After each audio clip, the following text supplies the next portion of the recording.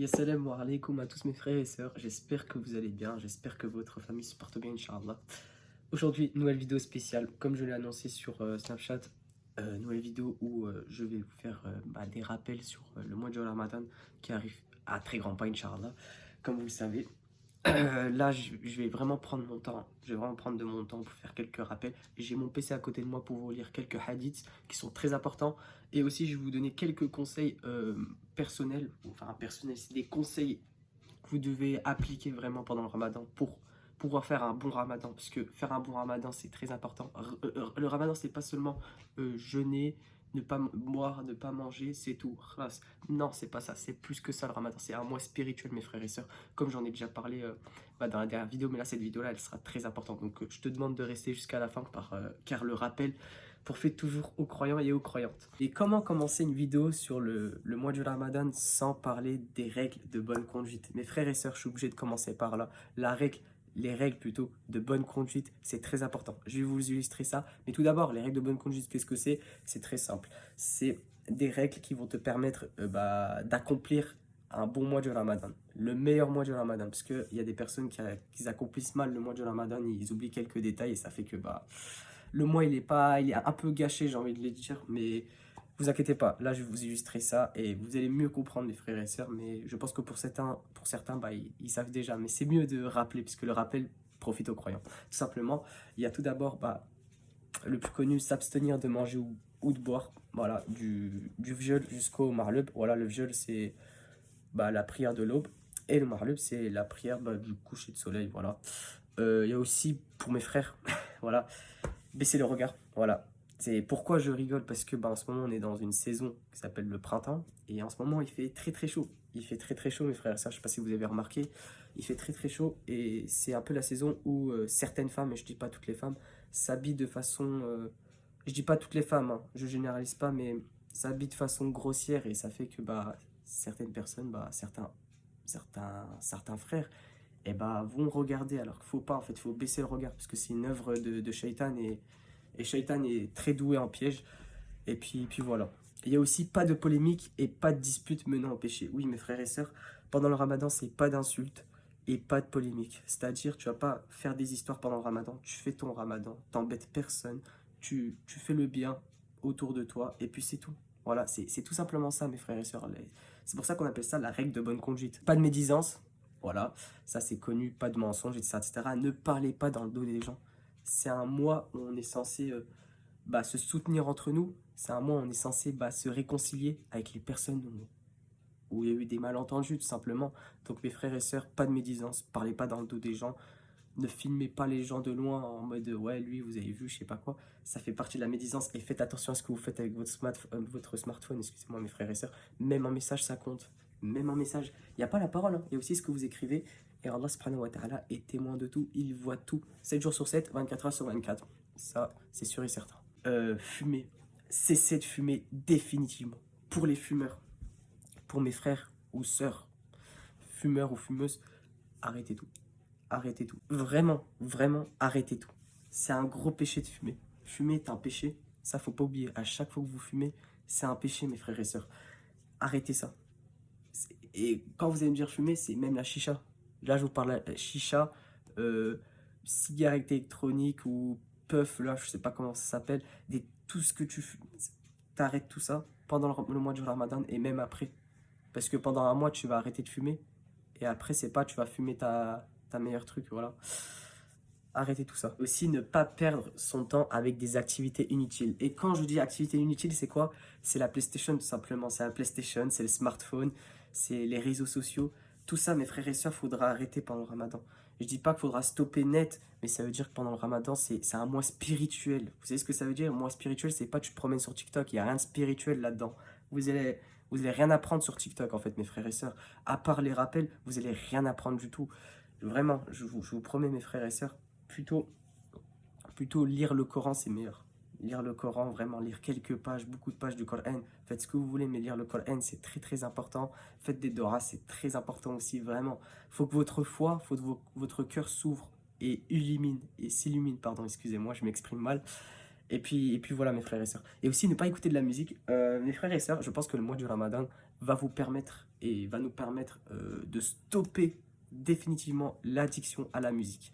Parce que j'ai vu beaucoup de frères hein, au dernier Ramadan avec des écouteurs, avec des AirPods à écouter de la musique. Hein. Après, il y en a qui écoutent du Coran. Hein, ça, après, tu vois, voilà, je peux pas savoir Allah wa alam, mais j'en ai vu beaucoup qui écoutaient de la musique. Parce que des fois, tu entends les écouteurs, tu entends comment dire, les basses, on va dire, les instruments et tout, et tout. Enfin bref, tu sais que la personne écoute de la musique. Et là, je ne juge pas Waouh, excusez-moi. Et là, je juge pas la personne, je juge l'acte. Voilà, parce qu'en islam, on a le droit de juger l'acte. Mais il faut pas juger la personne, mes frères et sœurs. La musique, c'est haram. Il faut savoir que c'est haram, ça apporte beaucoup de péchés bêtement. Et le souci, ce qui nous empêche d'en sortir de cette addiction de la musique, c'est quoi? C'est de l'addiction à la musique. Et ça, faut vraiment, c'est notre pire ennemi. C'est notre pire ennemi. La musique, c'est vraiment, on va dire, notre pire ennemi. Parce que ça rapporte trop de péchés bêtement. Et puis imaginez, vous allez aller vous êtes à deux doigts d'aller au paradis et on vous dit que bah, finalement, on vous rajoute des péchés parce que vous avez écouté de la musique. C'est, c'est chaud. Et de se dire qu'on connaît mieux des paroles de musique à des versets du Coran, ça fait mal au cœur. Clairement, ça fait très très très mal au cœur. Et c'est pour ça qu'il faut stopper l'addiction à la musique. C'est-à-dire que moi, ce que je peux vous conseiller pour arrêter la musique, c'est vraiment dès le premier jour du Ramadan, ou même quelques jours avant, c'est d'arrêter d'écouter de la musique, de supprimer vos applications comme Spotify ou Deezer, ce qui vous permet d'écouter de la musique, on va dire.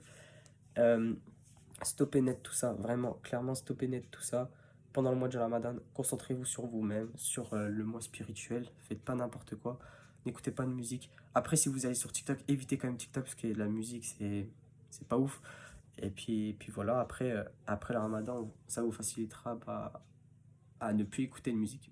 Voilà, ça vous incitera à plus écouter de musique. Et puis voilà, mes frères et sœurs. Aucun rapport à team du viol jusqu'au Maghreb. Alors, quand je dis aucun rapport, là, je vous mets en garde, c'est entre époux et épouse. C'est-à-dire que quand tu es en relation illicite, déjà, pour mes frères et sœurs qui sont en relation illicite, stoppez net. C'est pas, au viol, tu vas parler. Enfin, au viol, tu vas dire à ta soi-disant copine ou copain, ouais bon, vas-y, on reparle après la prière du Maghreb. Ça veut dire quoi ça? Ça veut dire quoi mes frères et sœurs? Relation illicite, c'est haram, c'est une turpitude, c'est une turpitude. Et, et puis voilà, mais là, là, comment je vais faire un lien avec les rapports intimes? C'est parce qu'il y en a qui croient que en relation, enfin, que tu as le droit d'être en relation illicite, mais que genre, il n'y a que pendant le jeûne que tu n'as pas le droit de parler avec ta copine, et puis le soir, vous pouvez tout faire et tout. N'oubliez pas que les relations illicites, c'est haram, mes frères et sœurs, très haram. Ça peut amener au pire, à l'un des pires péchés de l'islam qui est la fornication. Ça, je vous ai déjà fait comme rappel, mais le rappel profite aux croyants, toujours, encore une fois. Et puis, bah, pour les époux et épouses, ils ont juste à pas avoir de rapport intime du viol jusqu'au mariage. Bah après, ils peuvent, tout simplement, ils peuvent. Là, maintenant, on va passer bah, à ce qui est conseillé pendant le mois du Ramadan. Là, je vous ai fait un peu, entre guillemets, les interdictions, les conseils, etc., etc. Là, c'est vraiment, on va dire, des conseils bah, pour bien accomplir le mois du Ramadan. Il y a tout d'abord à accomplir bah, les 5 prières obligatoires. Bah, ça, vous connaissez, la salade, c'est l'un des 5 piliers de l'islam. C'est le deuxième pilier de l'islam. Obligatoire, mes frères et sœurs. Comment vous dire? C'est très, très difficile de vous le dire, mais sans prière, le Ramadan n'a aucun sens. Elle n'a aucun sens. La prière, la prière pour un jeûneur, c'est vraiment ce qui va permettre à la fois de se développer, tout simplement, au cœur aussi. Là, quand je fais ça, ça veut dire que le cœur, voilà, ça permet de se développer. Un Ramadan sans prière, c'est pas. Je suis désolé, mais c'est pas un Ramadan. Il y a certains, savants qui disent que faire un Ramadan sans prière, c'est pas compté. Après, moi, je vais pas m'exprimer dans ce sujet, mais moi, je dirais plutôt que une personne qui ne prie pas, qui sait que la prière est obligatoire, qui sait très bien, hein, là, je vous le dis vraiment, hein, qui sait très bien que c'est obligatoire, mais qui le fait pas par fainéantisme ou par ignorance et tout, c'est une personne qui sort totalement de la religion. Je suis désolé de vous le dire ça pour certains qui se reconnaissent, mais vraiment, je vous conseille de vous mettre à la salade, c'est très important, mes frères et sœurs. Je l'ai toujours dit, c'est le rappel primordial bah, de mon compte rappel, de ma story privée rappel. C'est vraiment, là, je veux vraiment vous pousser à faire la prière. C'est très, très important, mes frères et sœurs. Et c'est pas moi qu'il faudra remercier après, c'est Allah subhanahu wa ta'ala. Vous verrez comment votre cœur, il se sentira mieux et plus apaisé. Et aussi, ouais, la prière en groupe. Alors là, quand je veux dire prière en groupe, c'est prière en famille. C'est vraiment très beau de prier en famille. C'est quelque chose. Et en plus de ça, ça rapporte largement plus de récompenses que quand on prie seul. Vraiment. Et en plus de ça, ça réchauffe plus le cœur, ça resserre les liens familiaux automatiquement. Et ça, c'est ça qui est beau dans le mois du Ramadan. Il y a aussi à apprendre les sciences islamiques et assister à des prêches, etc. etc.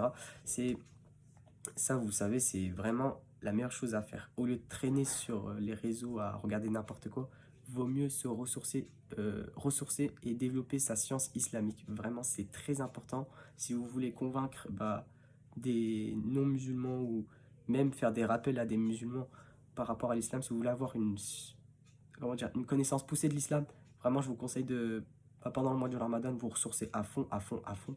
Et vous verrez que vous aurez une grande science islamique. Et grâce à la bénédiction d'Allah subhanahu wa ta'ala, vous aurez une grande science islamique, Inch'Allah. Réciter et apprendre le Coran. Essayez d'apprendre, je pense, petit à petit des sourates. C'est-à-dire que vous allez prendre les plus petites sourates du Coran. Vous allez les apprendre doucement, doucement, doucement. Et après, vous allez petit à petit apprendre des plus grandes. Vous allez essayer, hein, essayer. Et en plus, ça rapporte des récompenses, mes frères et sœurs. À chaque lettre que vous lisez du Coran, c'est 10 hasanat, il me semble. Si je dis pas n'importe quoi, normalement, c'est 10 hasanat ou un truc dans le genre. Mais en tout cas, mes frères et sœurs, ça apporte déjà beaucoup de récompenses si tu réunis vraiment tous les lettres qu'il y a dans une sourate. Franchement, subhanallah. Il y a aussi à citer la prière du Tarawih. Voilà, ça fait partie des prières en groupe, hein. Vraiment, fréquenter les mosquées à maximum. Vraiment, fréquenter les mosquées. C'est très, très important, mes frères et sœurs. Il y a aussi faire beaucoup de jack. C'est-à-dire, en gros, c'est faire 33 fois Subhanallah, 33 fois Alhamdulillah et 33 fois Allahu Akbar. Après, vous pouvez ajouter aussi 33 fois Wala khawla wala quwwata illa billah. En faisant ça là, c'est la technique que je vous ai dit pour faire. Ouais, j'arrive. Là, j'arrive pas parce que là, je vous regarde, mais voilà, vous voyez mes frères et sœurs de quoi je veux parler. Il y a aussi faire beaucoup de dua, c'est ce que je vous ai dit tout à l'heure. Faites beaucoup de dua pour votre famille, pour votre avenir, pour aussi tous les musulmans du monde. Je vous donne un conseil, mes frères et sœurs, c'est vraiment de souhaiter à tous les musulmans, et on est là pour s'entraider, hein, souhaiter à tous les musulmans et tous les musulmans du monde euh, la miséricorde d'Allah subhanahu wa ta'ala. Et je vous promets que ça vous rapportera de grandes récompenses. Et surtout pendant le mois du Ramadan, vraiment. Et faites-le aussi en dehors du mois du Ramadan. Et prenez l'habitude là de faire des doigts pour vos proches, pour tous les musulmans de la planète. Et, et puis voilà. Être généreux et charitable, ça, vous connaissez, c'est la base, c'est l'aumône. Voilà, c'est l'aumône, la zakat. C'est très important, mes frères et sœurs, pendant le mois sacré. Enfin, le mois sacré. C'est très important pendant ce mois. Voilà, c'est très très important. Faut vraiment être généreux avec tout le monde, c'est-à-dire même avec les non-musulmans. C'est pas que avec les musulmans que tu es généreux, c'est aussi avec les non-musulmans. C'est si un non-musulman a besoin de sous pour manger, s'il a pas de sous, et toi t'en as, mais tu vas pas t'en servir pour manger parce que tu vas pas manger dehors comme t'es en état de jeûneur, voilà. Tu vas lui passer de l'argent. Et ça, c'est être généreux, ça apporte de très ça apporte de grandes récompenses. Et Allah subhanahu wa ta'ala est témoin de tout ce qu'on fait. Ne l'oubliez jamais, frères et sœurs. Après, il y a aussi visiter les malades. Ça, c'est si jamais vous avez pas des proches qui sont malades, malheureusement, mes frères et sœurs. Là, je tiens à vous dire, hein, si vous avez des proches malades, vraiment, Allah ishafek, vraiment, c'est ça que j'ai envie de leur dire, Allah ishafek. Voilà, Allah ishafekum. Voilà. Et puis, et puis voilà, visitez vos proches, comme ça va leur donner le sourire et tout et tout. Et en plus de ça, ça apporte des récompenses, même à celui à qui vous visitez. Vraiment, vraiment, mes frères et sœurs. C'est ça qui est beau en islam. Et je trouve ça dommage qu'aujourd'hui, certaines personnes croient que le mois du Ramadan, c'est un mois où tu transpires, c'est un mois où tu galères. C'est pas censé être un mois où tu galères, où tu transpires. C'est censé être un mois où tu entraînes ta foi. C'est un mois où tu t'affrontes toi-même, en fait. Tu t'affrontes toi-même spirituellement.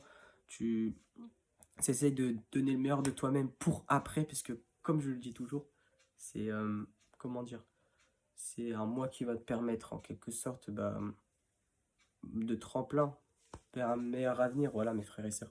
C'est pour que tu deviennes meilleur. Voilà, le mois du Ramadan, c'est pas une torture. Donc, vous qui êtes musulmans, mes frères et sœurs, montrez aux non-musulmans, montrer aux mécréants ce que c'est que le mois du Ramadan et que c'est pas un mois où on galère, c'est un mois où on est bien, on se sent apaisé, mais d'une puissance, mes frères et sœurs, c'est incroyable. Oui, je sais, mes frères et sœurs, j'ai changé de pièce, mais c'est vraiment pour la dernière partie de cette vidéo où je vais vous lire quelques hadiths que j'ai sélectionnés par rapport au mois du Ramadan. Là, je vais vous lire le premier hadith. D'après Abu Huraira, le prophète Mohammed a dit: le mois du Ramadan vous est venu. C'est un mois béni qu'Allah vous a imposé de jeûner. Durant ce mois, les portes des cieux sont ouvertes, les portes de l'enfer sont fermées et les djabs sont enchaînés. Allah a dans ce mois une nuit qui est meilleure que 1000 mois. Celui qui est privé de son bien est vraiment privé de tout bien. Là, par rapport à la nuit là, vraiment, il faudra vraiment rester à l'affût, mes frères et sœurs, car vers les 10 dernières nuits, mes frères et sœurs, il faudra vraiment être à l'affût. Même peut-être à toutes les nuits, vraiment, à toutes les nuits, faites vraiment un maximum de Dora, parce que c'est vraiment là où les Doras seront écoutés. Bah, après, en général, les Doras sont, bah oui, sont écoutés par Allah subhanahu wa ta'ala, mais exaucés, là, je vous le dis, mes frères et sœurs, vraiment, les Doras sont exaucés vers ces 10 dernières nuits. Et en plus de ça, ce genre de prière est meilleur que 1000 prières. Vous imaginez, mes frères et sœurs, c'est quelque chose d'incroyable. Et là, si vraiment je me trompe, corrigez-moi, mes frères et sœurs, parce que vraiment, on est là pour communiquer entre nous, on est là pour se faire des rappels. Mais ce genre de prière-là, du mois, enfin, de la nuit, vraiment, on peut l'appeler la nuit bénie, c'est, les frères et sœurs, c'est une prière, ça vaut plus de 1000 prières. Subhanallah, c'est incroyable, mes frères et sœurs, c'est incroyable. C'est incroyable, donc restez bien à l'affût, faites vraiment un maximum de Dora, ne lâchez rien. Il faut pas qu'il y ait un jour où vous vous dites non, c'est bon, je vais pas faire des Dora, non, je vais pas faire plus de prières. Vraiment, même multipliez vos prières, faites tout. Mais vraiment, Allah subhanahu wa ta'ala va vous écouter toujours et il est témoin de tout, mes frères et sœurs. C'est ça qu'en fait, vous mettez en tête. Allah voit tout, il entend tout, il voit tout, mes frères et sœurs. Puis, je vais revenir sur ce qu'a pu dire le prophète Mohammed alayhi salatu wassalam, au moment où il dit: durant ce mois, les portes des cieux sont ouvertes, les portes de l'enfer sont fermées et les djabs sont enchaînés. Voilà, tout simplement. Mes frères et sœurs, il n'y a pas de surprise. Pendant le mois du Ramadan, les portes de l'enfer sont fermées, c'est-à-dire que vraiment, si vraiment pendant ce mois, il faut avoir le meilleur des comportements, c'est pas pour rien. C'est qu'imaginons, il vous arrive un malheur, vous mourrez. Là, je vous dis, cache les choses, c'est mieux de dire cache les choses, vous allez directement au paradis. Subhanallah, c'est la miséricorde d'Allah subhanahu wa ta'ala. J'en ai carrément le sourire, et je pense que vous aussi, derrière votre écran, vous en avez carrément le sourire si vous êtes croyant ou croyante.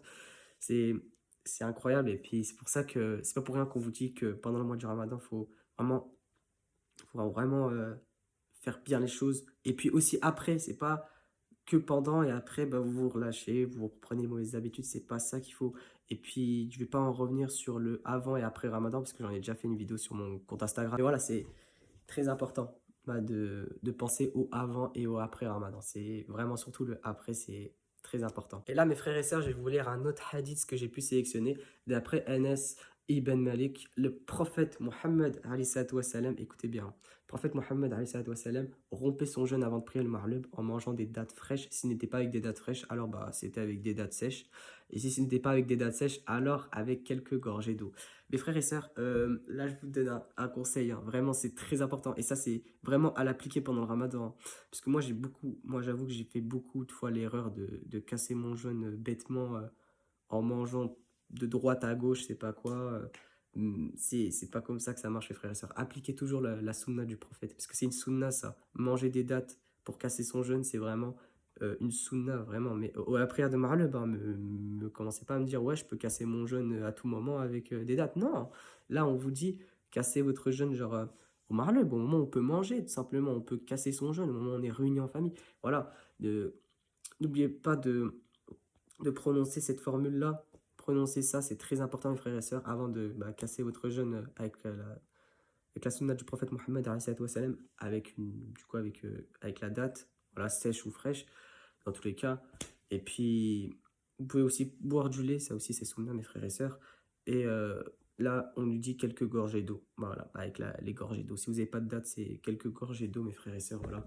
Et puis voilà, très intéressant par rapport à la nuit du destin, c'est juste le nom de cette nuit, c'est incroyable. C'est pour ça que je vous dis, soyez toujours à l'affût de faire vraiment appliquer vraiment bien les actes d'adoration. Et puis voilà. D'après Abu Huraira, le prophète Mohammed a dit, écoutez bien, Celui qui prie la nuit du destin avec foi et en espérant la récompense, ses péchés précédents sont pardonnés. Et celui qui jeûne le ramadan avec foi et en espérant la récompense, ses péchés précédents sont pardonnés. C'est incroyable. Subhanallah, là, il y a vraiment tout écrit dessus. Il n'y a pas besoin d'expliquer.